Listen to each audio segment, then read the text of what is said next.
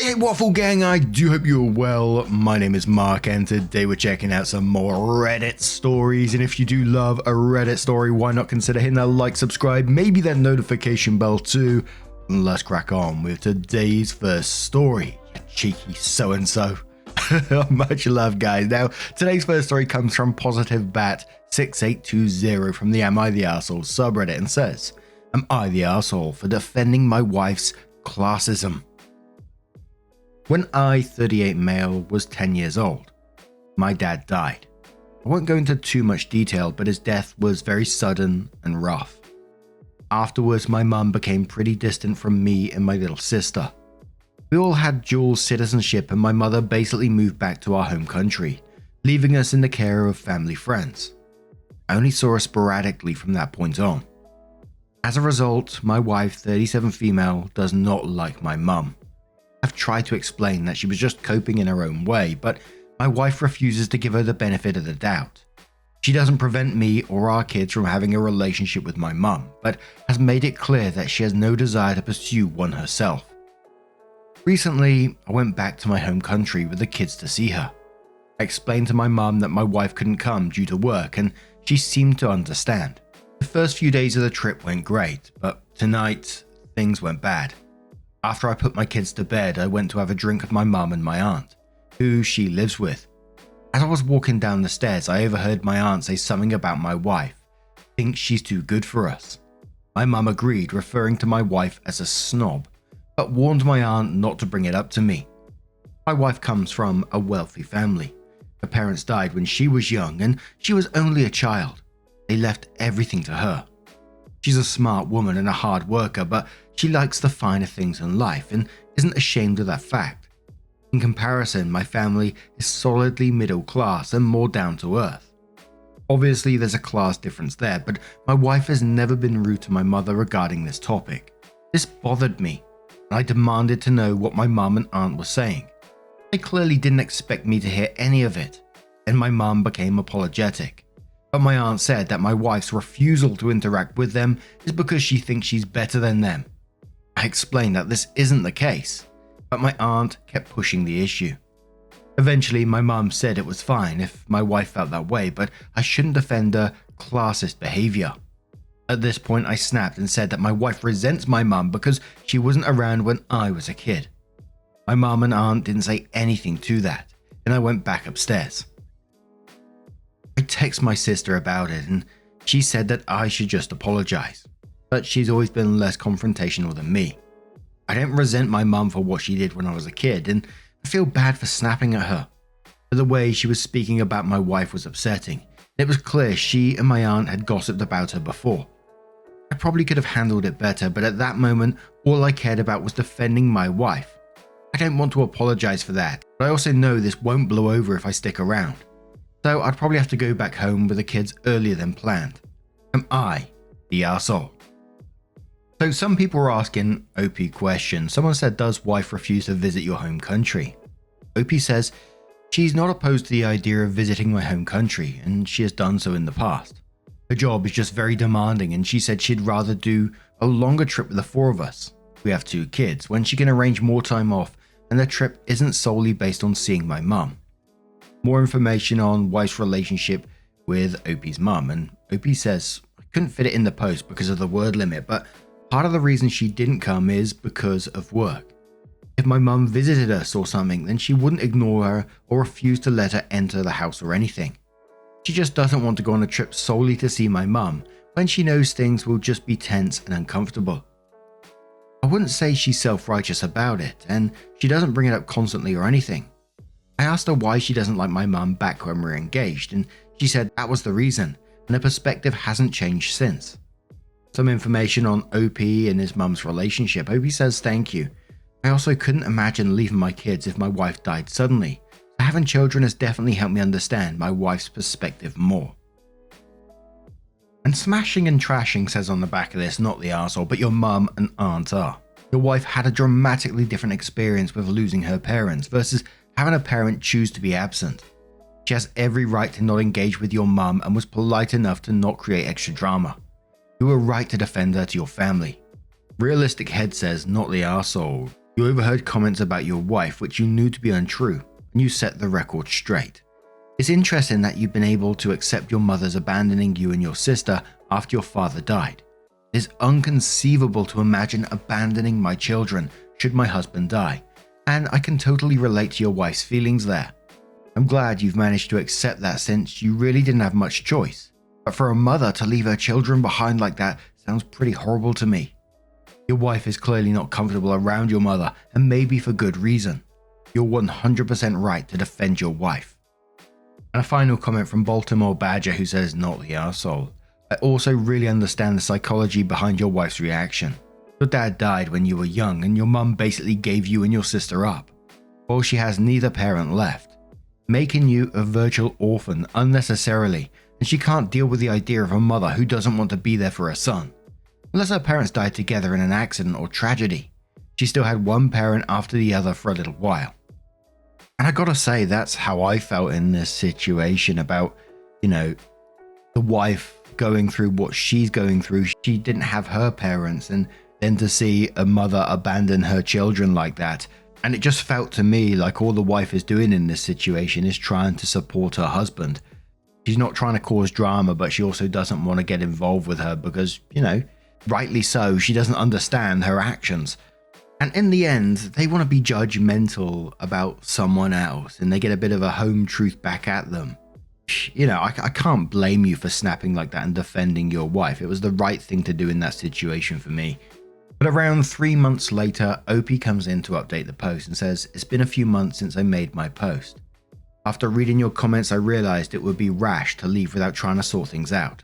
So I had a conversation with my mum the next morning when my aunt was out and my kids were still in bed. I apologized for my outburst but maintained that the things they said were unfounded and that if my mum felt this way then she should have talked to me about it. She agreed. I explained to my mum that my wife disapproved of what she did after my dad died. Staying with us or taking us with her were both options.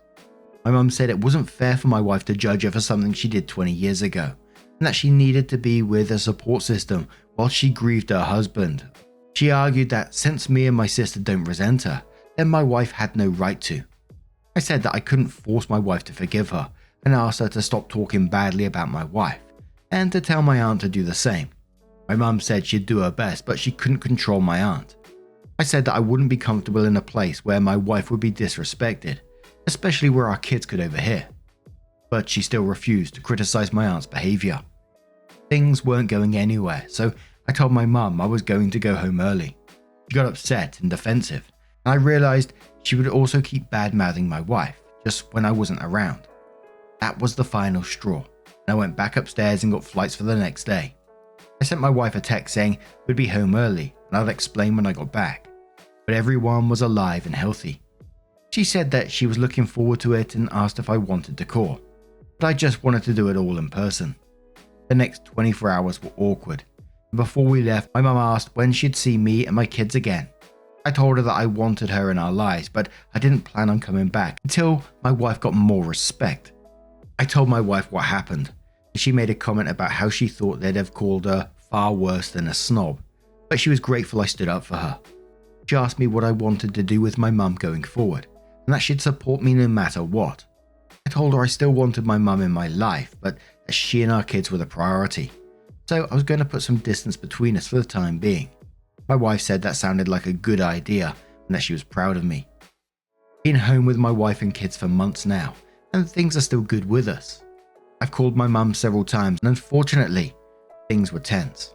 My sister is still in regular contact with her and apparently she feels judged over the way she decided to grieve. But I hope with time she'll understand my wife's perspective. I do want my kids to know their only grandparent, but not at the cost of their mother's comfort. Thank you all for those of you who said I should get therapy. I'm doing fine, but thanks for your concern. That was frustrating. I mean, when it got to the point where it said she needed to be with a support system while she grieved her husband, what about her children who needed to grieve their father? It just, I know grief does very weird things to people and I say it all the time in this one. But your children, all I can picture is Opie and his sister when they were children and all this was going down. They just lost their father and their mum just ups and leaves.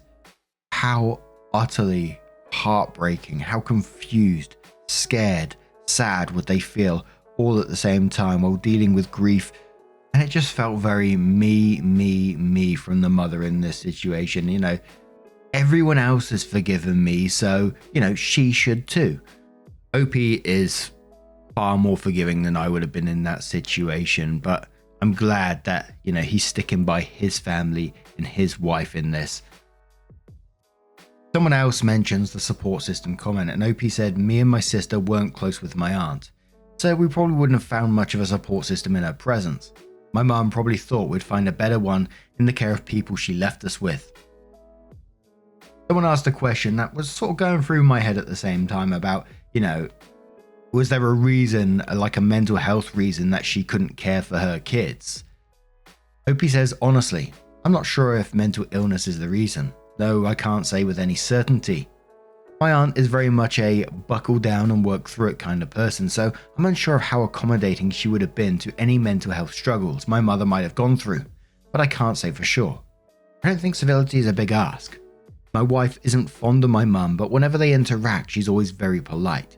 They don't have a relationship, but my wife is amicable with her and never badmouths her. Her feelings towards my mum have only been expressed in confidence to me. My mum and my aunt are capable of doing the same. They're just choosing not to. OP's outlook. OP says, I'll admit that having children has definitely helped me understand my wife more. Losing her would be absolutely horrible, but not being there for my children is unimaginable to me. While I do forgive my mother, I probably wouldn't forgive my wife's parents if they had done that to her. Someone suggests that OP's wife is projecting, and OP says, I don't think you're being fair to my wife. She isn't telling me that I shouldn't forgive her or constantly complaining about my mum. My wife is protective of people she loves, and I understand that if the positions were reversed, I'd have difficulties forgiving her parents too. But now, I'm going to turn this one to you guys. What do you guys make of this situation? Put yourself in OP's shoes. What do you do? Let us know your thoughts down in the comments below. And let's move on to another story with an update from a throwaway account from the True Off My Chest subreddit, and says, my boyfriend is moving in with his female best friend and their closeness makes me uncomfortable. So, my boyfriend and I have been together for just under a year. When we first started dating, he told me about Faith, one of his best friends. They've known one another since childhood and are extremely close. I didn't have a problem with this initially because Faith had a boyfriend, and the way she acted towards my boyfriend, she also acted towards another close male friend, so I thought it's just who she is. Just before Christmas, Faith and her boyfriend broke up. I never got the details, just that it was a really bad breakup. They were living together and Faith needed a place to stay, so my boyfriend offered his couch. This is where I started getting uncomfortable. I told him I didn't like some girl staying at his place like this, and he told me it's temporary, and she's his best friend, and I don't get a say in who he lends his couch out to. We argued, and eventually I relented. On New Year's, I wanted to go back to his place after the celebration at my friend's place, but he said Faith is there, and we wouldn't be able to do anything. Sex, and I got annoyed and said she can listen to it for all I care. He got annoyed at that and said he's not doing that. I asked him when she plans on getting her own place, and he said she's looking, but it's hard to find something in her price range. I went home alone that night. A week ago, he wasn't feeling the greatest, so I wanted to surprise him with food. So I showed up to his apartment, and she answered the door in a tank top and very small pajama shorts. When she went to have a shower, I asked him if she walks around like that all the time, and he said yes, and saw me get annoyed and told me not to start. I asked him how I'd feel if I had a close male friend living with me, walking around half naked, and he said he'd be uncomfortable, but he'd trust me not to do anything. I told him I do trust him, but it's still a boundary for me, and I asked again when she's moving out. That's when he dropped the bomb on me that the two of them have decided to look for a place together once his lease is up in March. I lost it.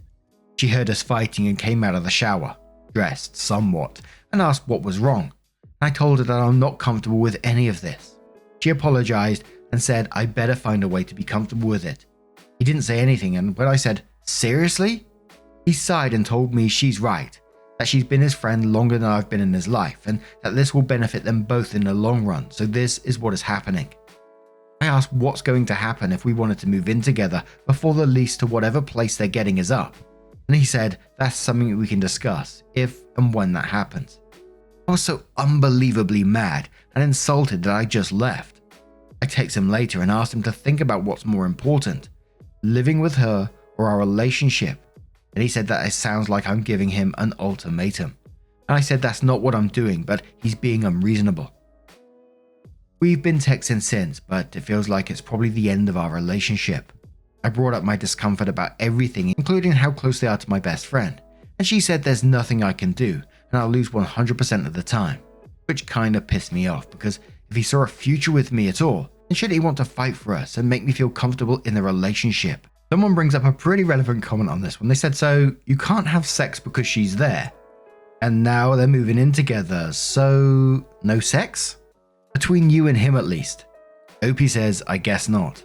Maybe it was because she's couch surfing at the moment and it's a small apartment. If she has her own room, maybe it would be different, but they wouldn't be moving in together until the end of March, so no sex at his apartment, at least until then, is what I got from that.